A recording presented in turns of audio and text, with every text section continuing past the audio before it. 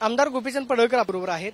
मनोज जरांगे त्यांच्या भूमिकेवरती ठामच आहेत. ते असं म्हणतात की कोणत्याही परिस्थितीमध्ये मी माघार घेणार नाही, मराठा समाजाला ओबीसी मधूनच आरक्षण द्या ही आमची मागणी आहे, सरकारनं फसवलंय. जी गोष्ट घडणार नाही त्या गोष्टीसाठी अट्टास करणं हे मला वाटतं योग्य नाही.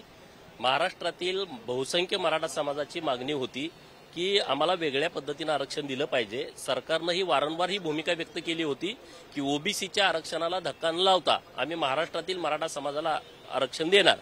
मी माननीय मुख्यमंत्री एकनाथजी शिंदे साहेब, माननीय उपमुख्यमंत्री देवेंद्रजी फडणवीस साहेब आणि सरकारमधले त्यांच्या सगळ्या सहकाऱ्यांचं मनस्वी अभिनंदन करतो की ओबीसीच्या आरक्षणाला धक्का न लावता आणि महाराष्ट्रातल्या मराठा समाजाला टिकणारं, कायद्याच्या कसोटीवरती टिकणारं शिक्षणातलं आणि नोकरीतलं 10% आरक्षण देण्याचा कायदा आज पारित केलेला आहे.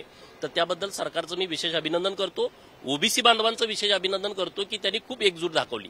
एका झेंड्याखाली सगळे एका ताकदीनं आले. माननीय छगन भुजबळ साहेबांच्या नेतृत्वात सगळे एकवटले, त्यांनी मोठा संघर्ष उभा केला आणि त्याचं सुद्धा हे यश आहे. म्हणजे तुमची जी मागणी होती की ती म्हणजे ओबीसी मधून आरक्षण न देता एक स्वतंत्र आरक्षण द्यावं, ती मागणी. समाजाच्या आरक्षणाला आमचा कधी विरोध नव्हता.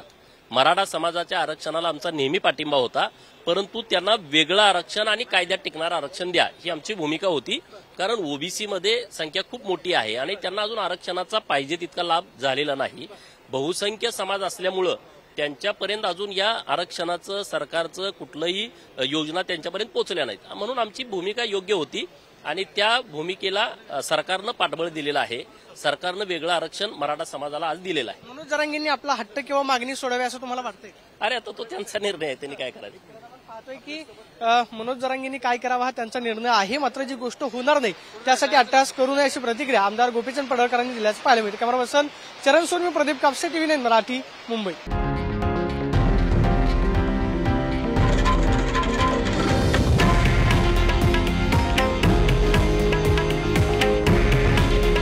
हे आहे देशातील नंबर 1 न्यूज नेटवर्क आणि आपण पाहत आहात TV9 मराठी. काळजी तुमची, हित महाराष्ट्राचं.